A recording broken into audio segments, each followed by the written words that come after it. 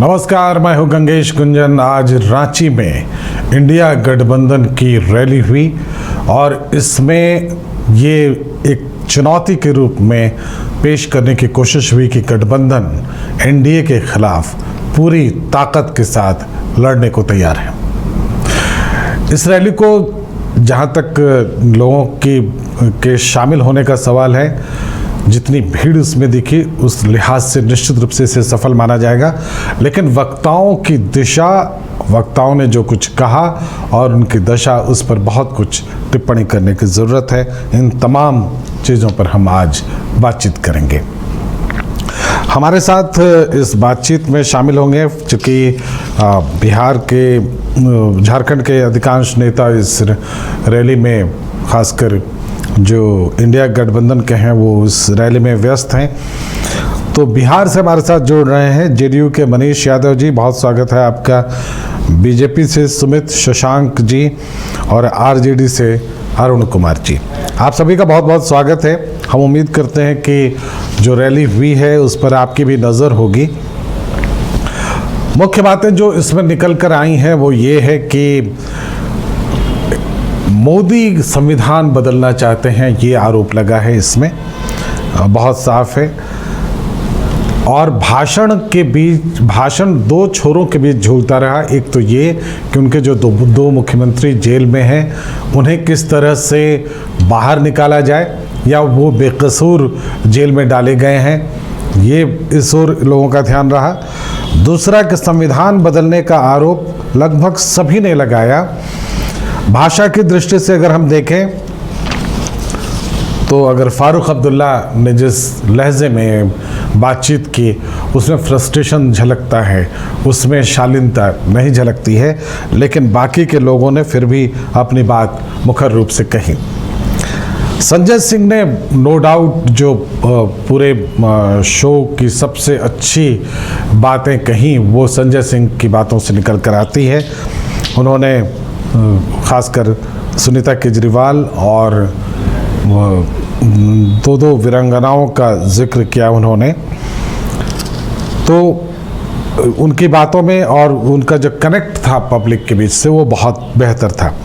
तो सबसे पहले तो हम आप सबका एक रिएक्शन ले लें कि इस रैली से कितना कुछ बदलता हुआ दिखता है आपको। खासकर ये इस एरिया में, पूर्वी क्षेत्र में हुआ है और बिहार झारखंड बिल्कुल लगे हुए प्रदेश हैं, तो इससे कितना फर्क पड़ेगा। जेडीयू से मनीष यादव जी हैं। मनीष जी, कितना फर्क पड़ेगा इस रैली में जो भाषण हुए हैं उससे? धन्यवाद। देखिए, इस प्रकार की रैली ये इंडी गठबंधन के लोग पूर्व में भी कर चुके हैं। जनता पे इस पर कोई प्रभाव नहीं पड़ने वाला है। जनता ये पूरे गठबंधन के जितने शीर्ष नेता हैं, सब लोग को जानते हैं। पूर्व में कहीं ना कहीं कोई देश में और कोई ना कोई राज्य में सत्ता पर काबिज रह चुके हैं। इनके जो कार्यशैली थे वो जनता पूरी तरीके से वाकिफ है। ये एक क्या सैकड़ों रैलियां कर ले, जनता को कोई इनसे फर्क नहीं पड़ने वाला है। जनता इनके कार्यशैली को जानती है। जनता जैसे 2019 में इन लोगों को नकार चुकी थी, उसी प्रकार से 2024 में भी नकारेगी। हमारे साथ आरजेडी के सहयोगी हैं अरुण कुमार जी। अरुण जी, तेजस्वी यादव ने अपने भाषण में कहा कि लोग मोदी को सुनने नहीं आ रहे हैं। जो चंद नेता हैं जिन्होंने मीडिया पर कटाक्ष किया, उसमें आपके भी एक नेता हैं। हालांकि उन्होंने एक बात काट के तौर पर कही कि लालटेन अगर मोबाइल चार्ज नहीं कर सकता है तो कमल भी चार्ज नहीं कर सकता। ये हम कह सकते हैं उनके कैच वर्ड्स थे आज के भाषण में।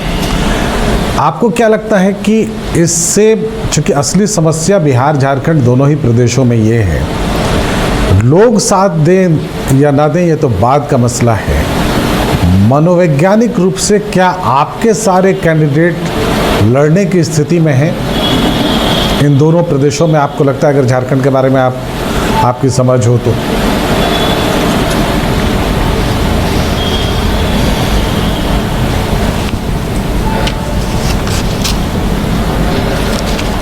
अरुण जी की आवाज़ ठीक कर दीजिए। अरुण जी की आवाज़ नहीं आ रही है। सुमित शशांक जी से तब तक बात कर लेते हैं भारतीय जनता पार्टी के। आवाज जा रही है गुंजन जी? हाँ, आ रही है आपको आवाज़? हाँ हाँ, आपकी आवाज आ रही है। अच्छा, आप स्क्रीन पे थोड़े फ्रेज हैं। एनीवे, जी बताएं, आपकी आवाज़ अब तक पहुंचने लगी है। गुंजन जी, आपने ये भी माना कि आज की जो रैली, न्याय महारैली रांची में हुई, निश्चित वो सफल और ऐतिहासिक रहा और हम लोग भी ऐतिहासिक उस रैली को मानते हैं। और लगातार जहां जहां भी देखिएगा इंडिया गठबंधन की रैली में अपार भीड़ जुट रही, स्वतःस्फूर्त भीड़ जुट रही और उस भीड़ में केंद्र सरकार के खिलाफ आक्रोश खुलकर सामने आ रहा है। चाहे बिहार में हमारी दलित विश्वास रैली हो, चाहे आज की न्याय रैली की बात कर लें, या इससे पहले दिल्ली में रैली। और दूसरी बात, आपने तेजस्वी यादव जी के भाषण का जिक्र किया, तो आपने देखा होगा तेजस्वी यादव जी ने हर चीज पर फोकस किया।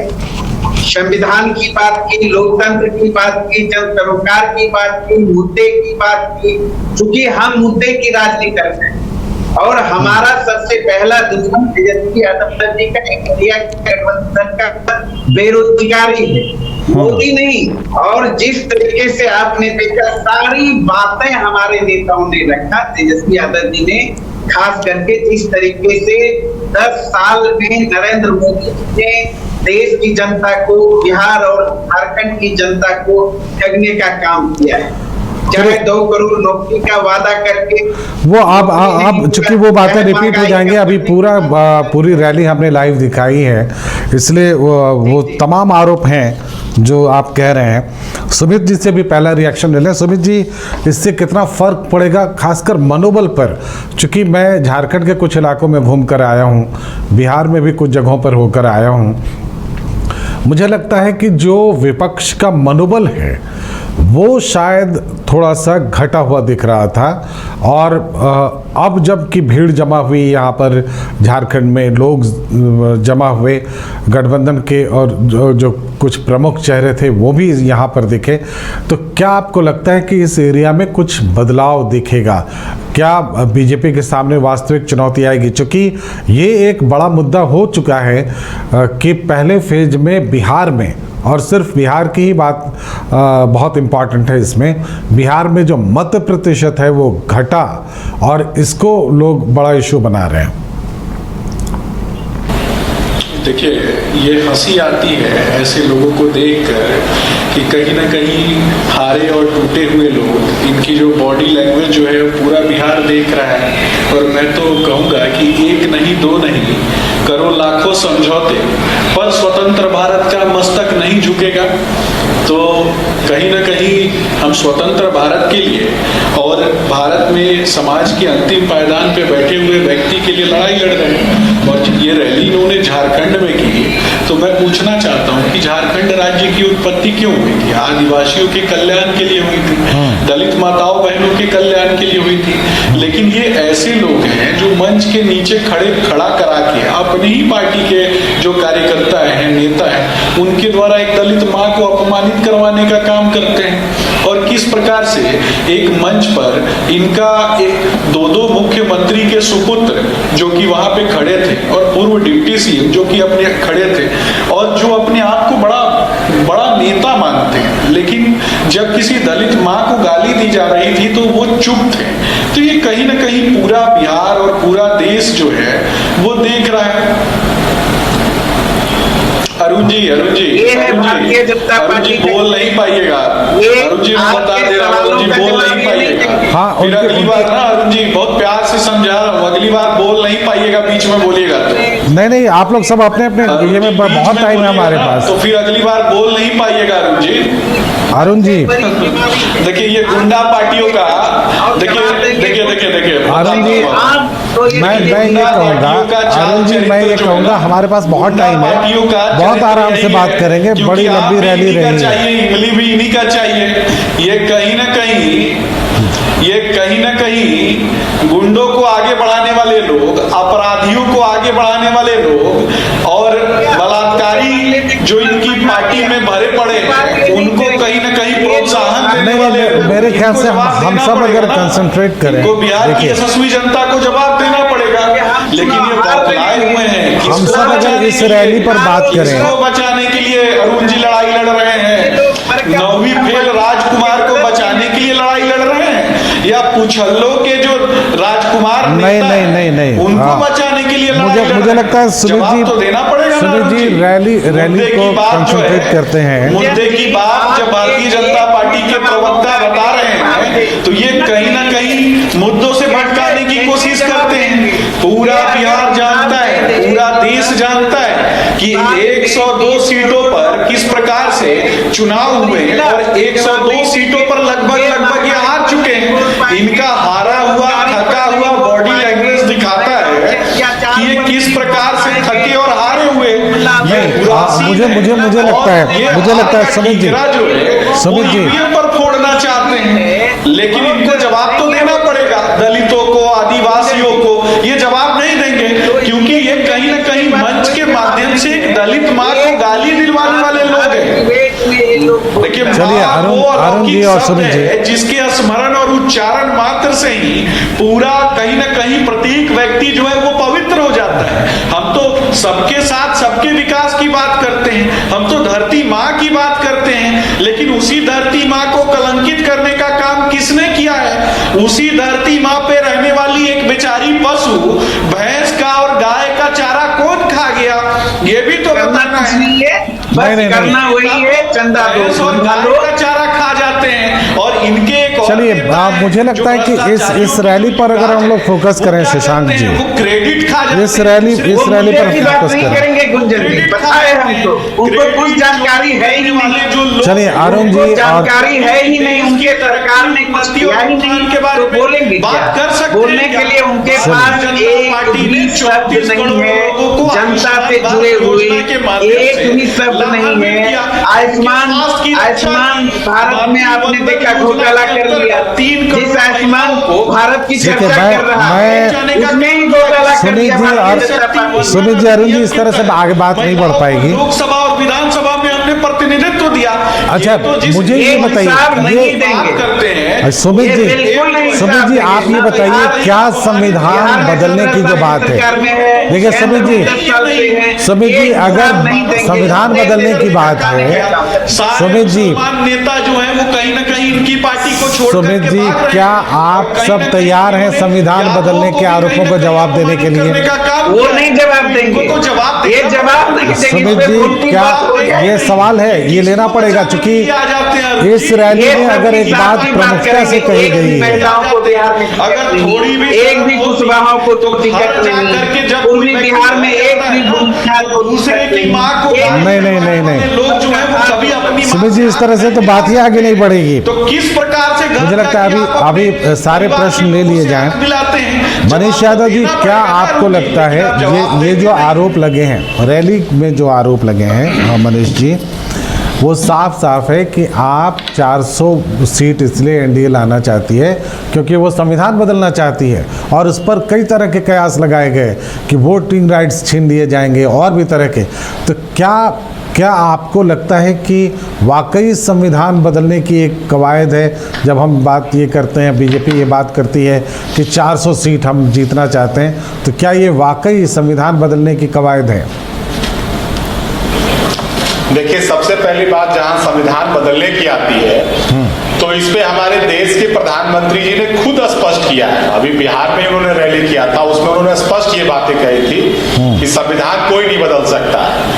अब रही जहां आरजेडी की बात, आरजेडी जब भी चुनाव हारने लगती है, ये जो संविधान बदलने की बात है, आप पीछे का जो भी चुनाव है, चाहे 19 का हो, 14 का हो, 10 का हो, आप जो भी चुनाव में चले जाइए, लालू जी जब चुनाव हारने लगते हैं, तेजस्वी जी जब चुनाव हारने लगते हैं, जब देखते हैं कि अब कोई मुद्दा मेरा काम नहीं कर रहा है, तो वो दो एजेंडा पे खड़ा हो जाते हैं। एक वो लड़ाई को अगड़ा पिछड़ा करना चाहते हैं, दूसरा वो कहते हैं संविधान बदलने वाले की बात। अब मुझे ये बताइए कि देश के प्रधानमंत्री जी 10 वर्षों से देश के प्रधानमंत्री हैं, ये तीसरा टर्म उनके नेतृत्व में चुनाव हो रहा है। क्या भारत का कोई संविधान अब तक बदला है?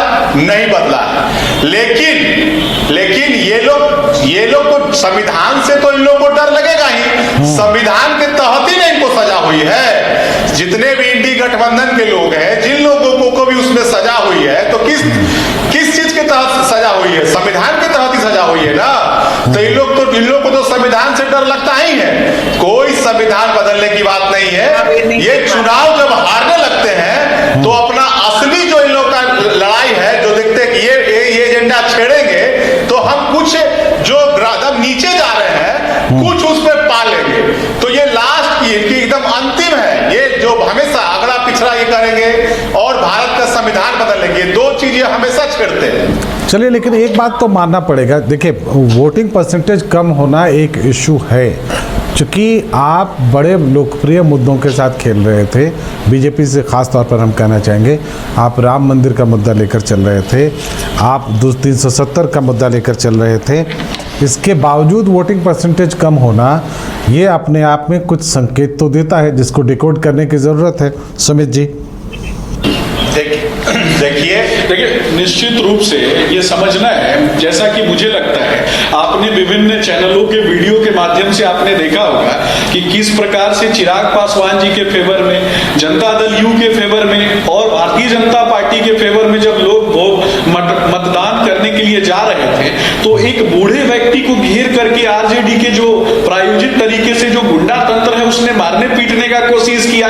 ये भी तो आप देखिए ना, ये भी देखिए कि किस प्रकार से ये लोगों को घेर रहे थे, लेकिन लोग निकले और लोगों ने भारतीय जनता पार्टी के पक्ष में मतदान किया।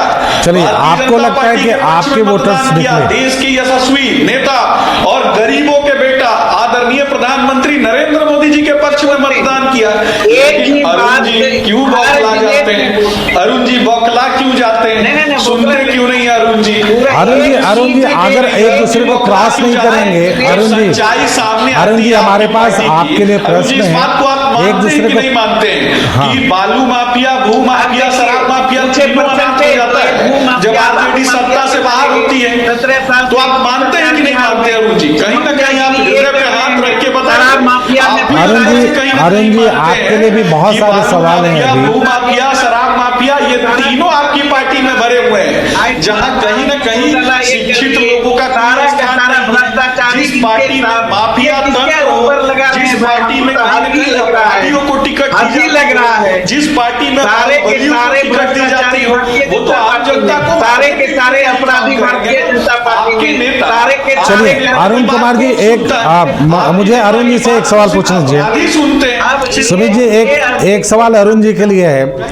अरुण जी, फारूक अब्दुल्ला जो बोले हैं, स्कूल में शराब पकड़ा है फारूक अब्दुल्ला, अरुण जी फारूक अब्दुल्ला जो बोले हैं इस रैली में, जो उन्होंने कहा है वो आपने सुना है क्या? फारूक अब्दुल्ला ने जो कहा है, क्या गुंजन जी? फारूक अब्दुल्ला ने जो कहा है वो आपने सुना है? बिल्कुल सुना है। आप उससे सहमत हैं कि कश्मीर में सब गड़बड़ हो गया है? कश्मीर में बिल्कुल कश्मीर में ही नहीं बल्कि 10 मैं सिर्फ फारूक अब्दुल्ला की बात पर रहना चाहता हूँ। फारूक से ही क्यों जोड़िएगा? नहीं, वो उन्होंने कहा, आप सहमत हैं कि नहीं? सवाल है महंगाई का, बेरोजगारी का, ये जो भ्रष्ट नेताओं का जो जमावड़ा है, ये करते हैं। कृपया करके बताइए, आर्टिकल 35 सारे भ्रष्टाचारी तो वही चला गया। आप बताइए। मैं ये जा रहा हूँ, मैं सिर्फ ये जानना चाह रहा हूँ अरुण जी, माताओं बहनों पर जब अत्याचार हो रहा था अरुण, तब तो आपने कभी आवाज नहीं उठाई। मैं वही जानना चाह रहा हूँ अरुण जी। ये इनके सुमित जी मुझे बात पूरी कर लेने BHU दीजिए में इनसे। छात्रों के साथ भारतीय जनता पार्टी के कार्यकर्ताओं ने गैंग रेप कर दिया। आपने इनके देखा ब्रिजभूषण सिंह ने जो है कि इस तरह से मैं देश फारूक की अब्दुल्ला की बेटी बात कर रहा हूँ, आप के कहाँ साथ कहाँ क्या जा रहे किया? हैं? सारे इस रैली में जो बातें हुई, मैं इस रैली में पार्टी में अरुण जी, इस रैली में जो बातें हुई उस पर हम कंसंट्रेट कर रहे हैं। हमारा कहना, फारूक अब्दुल्ला कह रहे हैं कि वहाँ कुछ नहीं हुआ बल्कि नुकसान हो गया, और जो उनका एक प्रेम है सीमा पार, वो भी उन्होंने जतला दिया कि सबके साथ हम मिलजुल कर रहे हैं, वो हमेशा कहते हैं। अभी जो गठबंधन के ऊपर देखिए, चूंकि गठबंधन को ये इसके जो का जो मुकाबला है वो ऐसी फोर्सेस से है जो राष्ट्रवादी फोर्सेस हैं,